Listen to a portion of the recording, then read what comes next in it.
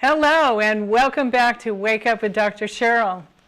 Have you been practicing your unconditional love by being non-judgmental and non-critical towards yourself, your friends, and your family? Are you practicing this towards your health and your wealth? Our mission and our purpose is with purposeful passion and lighthearted joy. We want to educate the audience for changing the unconscious mindset and heartfelt attitude, relationship, and behavior with currency and wealth. To heal the core and the past programming towards the freedom that you deserve and apply spiritual principles to wealth. Changing mass consciousness is an individual responsibility by Dennis Weaver. We have a very special guest today. This is the first part of a two-part discussion with Berny Dohrmann. We are continuing our discussion on wealth transformation from a spiritual perspective. Berny is actually, he's originally from San Francisco but grew up in Marin County. Berny Dohrmann, mentor of luminaries like Robert Kiyosaki, Sharon Lechter, Greg Reed, Bob Proctor, Jack Canfield, Mark Victor Hansen, Les Brown, and Bob Sircosta, who is the original host of HSN, Home Shopping Network, and the $1 Billion Man teaches you how to tap into your ability to attract all the components you need to build your enterprise. Mr. Dohrmann is a chairman and founder of CEO Space International, the largest support organization for business owners, which is the AARP for entrepreneurs. Inventor of Super Teaching, a Title I technology for public schools that greatly accelerates retention. He frequently speaks on stages as the guest of nations and a VIP at conferences. Berny is a recognized author, presently completing his newest titled book, Redemption, the Cooperative Revolution.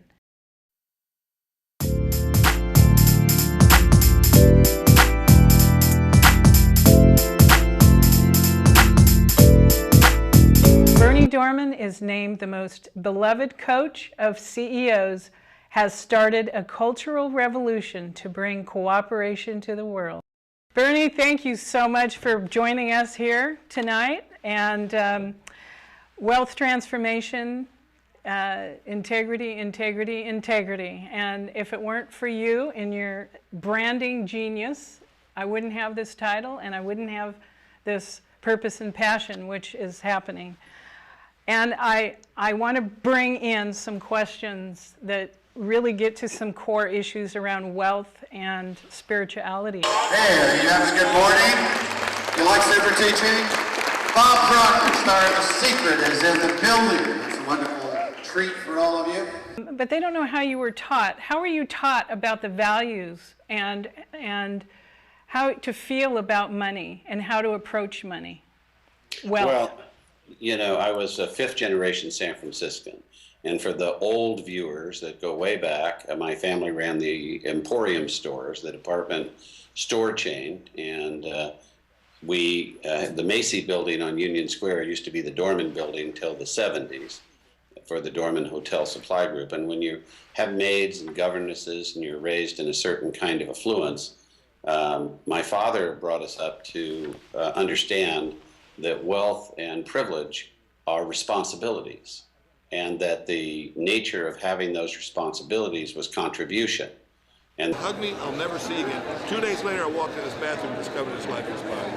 That's the first conversation of the book. And then it goes all the way back into the 60s when I first met him. Very powerful project. Drawback, it's a wow factor. It draws back. The world community or the local community and what we decided to aspire to do with our lives, you know, and that was important for him with each of the 9 children. There were 9 of us, so we had a fairly big family. So were you taught that it was, you know, all the privileges that you had, that it may or may not happen in your life, or did you just expect it? Well, father was a thought leader, and when the people that came over to our home were Napoleon Hill and Clement Stone and Werner Erhard and Tom Wilhite and John Gray and people that are, have been in the past and are now very famous and well known. And there wasn't an option with father about the fact that your life had to be filled with greatness, and what you had to choose had to be your magic, whatever your magic was. But then you had to express that for the benefit of others massively in what you did in your lives. And I think most of the kids have really enjoyed that feeling of contribution and giving back. Didn't you say it, I think one conversation that I heard you have, that you actually sat on Walt Disney's lap when you were growing up? Well, he would be over now and again getting coaching from father. A lot of times he would be down there. But that was, in the 50s. I mean, I was 4, 5, and 6 years old. But when we were at the barbecue place that they used to hang out with outdoors there in Marin County, they, were talking primarily about business things. Oh, right. It wasn't really the Mickey Mouse Club, but we got a lot of coaching and value, and I certainly saw, my memories are of his warmth to children in general. When I got older in my teens, I watched him express that continuously. So his actual business part and his warmth for children were very obvious if you were around him for a while. He really would get on his knees and spend a lot of time with children, right around engineers and people that needed him for other things. Children always came first. Was there any time that you ever felt that there wasn't enough? Well, no. I mean, I had to get older to understand that families had a lot of that. In our upbringing, there was enough love, there was enough security, there was a Leave It to Beaver family, and we had a particular kind of innocence they created for us that was a cocoon that I wish every child in the world and everyone listening that didn't have that had in their life, because it is possible. But on a scale of 1 to perfect, we had perfect. And I really love what he's done in terms of bringing people together with their dreams, people who have decided that there's more. In Aaron family. Yeah, that's great. That's great. So what spiritual principles, or what does spiritual mean to you when in application to this? I mean, for me, as you know, my life work is that I believe the spiritual paths and journeys are blocked substantially by the energy in all of its forms that creates all human problems. And I don't believe that we're dealing generally with all the programs we go through with anything but symptom. We're not getting to the core cause. The core cause is competition.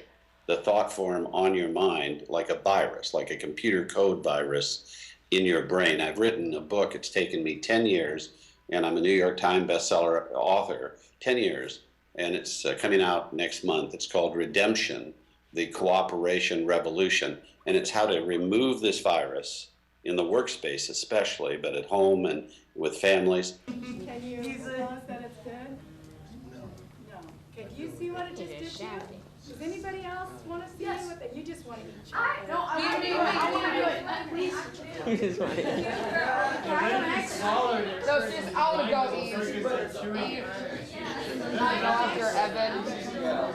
You become a spiritual warrior. Can you give like just one little snippet of how people can change their mental application so they can be free to feel like they're deserving of wealth? Well, I think that there is an identification with a massive amount of people that wealth is evil. And it comes from people that they don't know and can't remember. They actually have embraced a very unhealthy relationship with money. And don't you think that starts really young, when you're really young?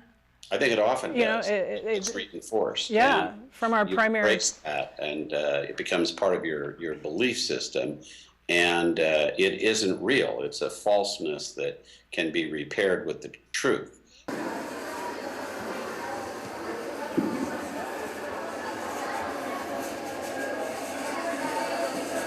Money, you get groceries and gas and other things. We all exchange agreements. It's just Right. having better and better agreements. How is do you it- think, sorry, how do you think that money, or do you think that money is energy? It's an energy flow. Well, I mean, it is, of course. I think it's ultimately an energy that resolves itself around the definition of agreement. It's nothing to be afraid of or attach any spiritual value, good or bad, to. You just make agreements in high integrity, keep the agreements. But wealth is a feature of how many people you're serving and benefiting in your life. So there are two laws. In the competitive law, it's the law of acquisition. And that means to move forward in your life, trying to get as much mindless crap as you possibly can. You're trying to show an effect to your neighbor that your 85-inch flat screen is bigger and better than their 54. And that's your status symbol of self. And the person that's in cooperation, giving their genius to society in ever better numbers of service, so their life is in service to a maximum number of people, they have the law of accumulation. So they're accumulating into their buckboard, and they actually have always more than anyone trying to acquire. Like he had the stranger secret, and said it was strange that it was a secret because it was so obvious. He said, what do you mean? Well, I said, it's a big deal about life. Like, I mean, what is it? Well, he said, there's no secret to it. He said, you just sit down and decide what you're allowed to do and then dedicate your life to it. And I sat there thinking about it for a moment. And I was in an office cleaning business. And I liked the business. I did very well. We were operating in Toronto, Montreal, Boston, Cleveland, Atlanta, London, England. So I was earning buckets of money. But it was almost incidental to what I was doing because I wasn't really interested in office cleaning, although we did a good job. I was interested in the cleaners, and I'd get them listening to Leave the Field and reading the books and everything. So the cleaning was almost, incidental to what I was really doing. I was working with them, with their... People, are trying to get home and get away from the place, and no one is in coordinated activity. Wealth comes from fostering that spiritual connection between all of us, that we are heroes. So how do we serve each other in ever higher and better way? Amen. That's what it's about, is serving one another. Absolutely. So I know that you have had your purpose and passion fulfilling over the last 25 years or so with CEO Space. And where have you specifically found your true source of wealth? Well, we're working on changing nations and governments and moving from competitive capitalism as a system model to cooperative capitalism as a system model. And we think that's the most important revolution and change agency in the world today. We think cooperative capitalism will take socialism and communism and competitive capitalism and retire them, and will be the full partnership for the world. It will bring those that are starving, 1.4 billion, when we have all warehouses to feed them all. I mean, if we were coming from space and we looked at ourselves and we said, we can feed 1.4 billion who will die by New Year's of this year, screaming, and we don't distribute the food, why is that? Why would we do that? And the system that does that is insane. There's too many Bill Gates and Mozarts and Eli Whitneys and wonderful change agents that are in the Quincy Joneses that we're losing, which we could save and bring forward into the world. And doing that is on our watch. What we do is we wake up. We can do better.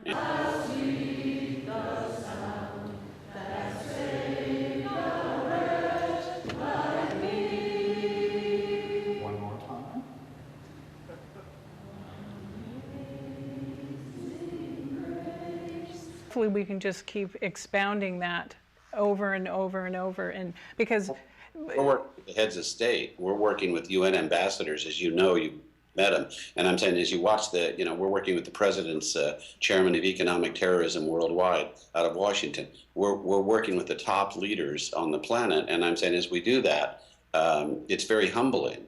But when you're seeing that level of effect, I want everybody that's listening to remember, this came from you. This came from your DNA. This came from Marin County.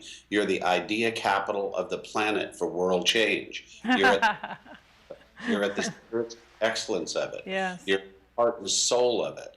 And being a fifth generation, I especially have my roots in Muir Woods and in all of the, you know, wonderful Stinson Beach and walking on Mount Tamalpais and all of the different areas that are dear to our heart, having a seafood dinner and being at Tiburon to have it. And it's one of the most wonderful environments to have this thought form manifest out to the world. And so you've always been ahead of all of it, and you are now as well. So what would you say would be the first thing that our viewers and audience could use to start practicing this application of what you're talking about? What what I preach too is the spiritual approach to businesses. For people that are in business in any form, I think the most important thing are the 3 R's. That is your customer retention, the customer you have now, the way you get them to come back and feel about you, and the way they refer. And the beginning of that, especially at holiday time, is give them a gift. Go down to TJ Maxx and Marshall's and pick up these $3 and $5 things that look like they're 30 and 50, and gift wrap them and put them in a big box with Christmas paper and put a Hallmark card series together where there's no two alike. And every time you're with the client, whether you're a life coach and getting it out of the trunk of your car, or you're a dry cleaner and they're coming to the front door, give that box and say, take this home, take a gift. I want to thank you for bringing us through the worst recession in history. We couldn't have made it without you. But don't open it till you get home. Then they open it and they have the paper coming off and they have this beautiful gift and they have the card for thanking them. And then put 3 coupons in where they can thank their family or their customers by having 50% off on the first visit if they come to your chiropractic center or your retail store. And there's some value on that coupon which expires by January. And every 10 clients feel so much better about you. They're coming and buying from you much more often because you acknowledged them and rewarded them. And those 10 clients are now bringing you 30 new clients because you installed a customer recognition, reward, and referral program you had missing before we got together with you and Cheryl shared her show with you. So this is important. You can use it, watch it on YouTube and review it. Put that into an install in your business. Watch what happens. It'll explode your business. Takes care of about everybody, doesn't it? It is so good to be here with you. to the core of the mental words, the mental dialogue, or monologue really, that goes on in your mind.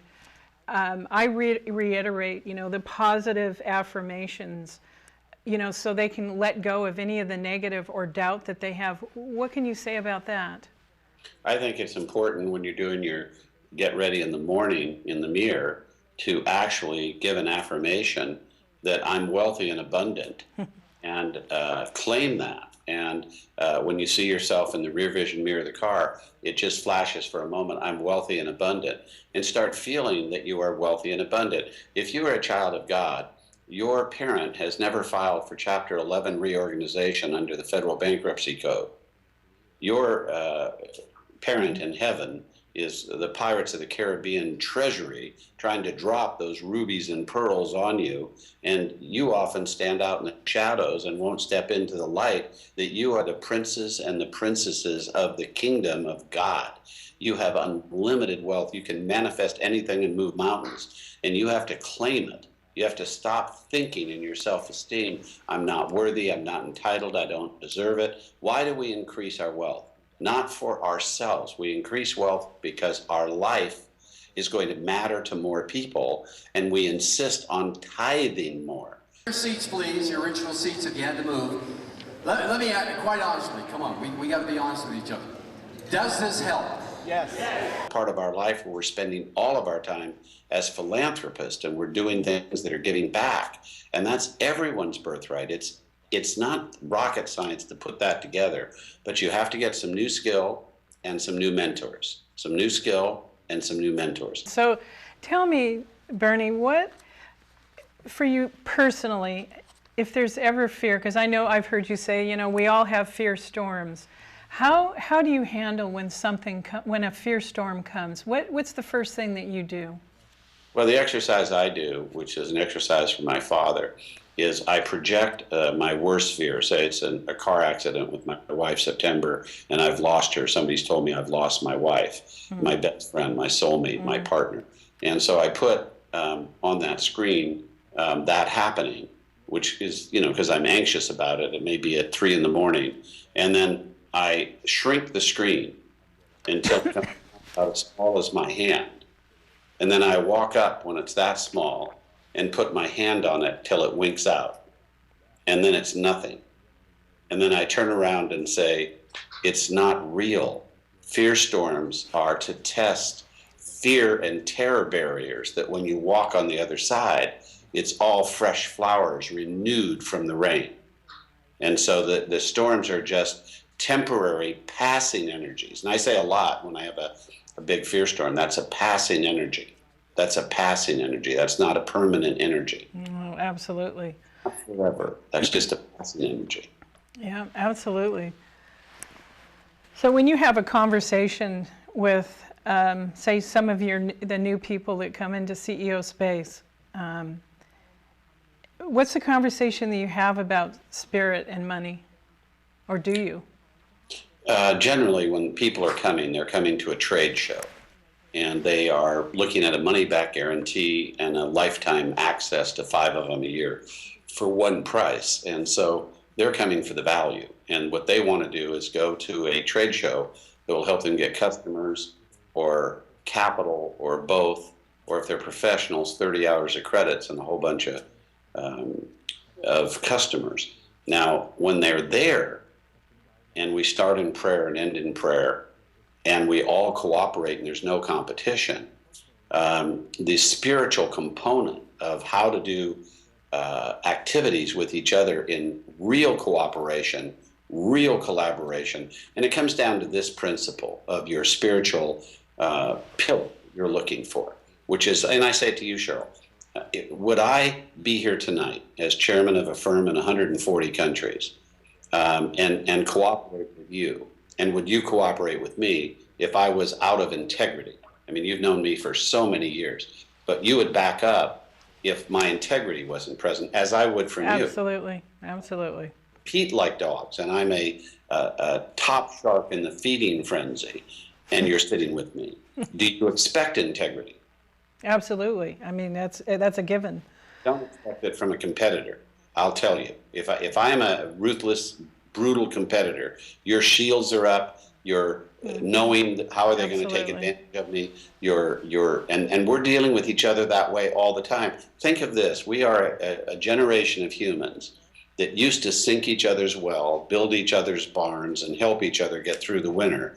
And we're now a group of humans that are afraid to be with each other, afraid to be in relationship because it won't be genuine, we won't have integrity. And I think we've lost a lot in our country. Let me give you an example. When I was raised in Marin County, and I was going through private parochial schools in Marin County all the way through into high school, on my report card, where I had my report card, was a little line on citizenship, what it meant to be American, the value of being a citizen, and what I owed you under a rule of law, and I knew that at 7 and 9. Absolutely.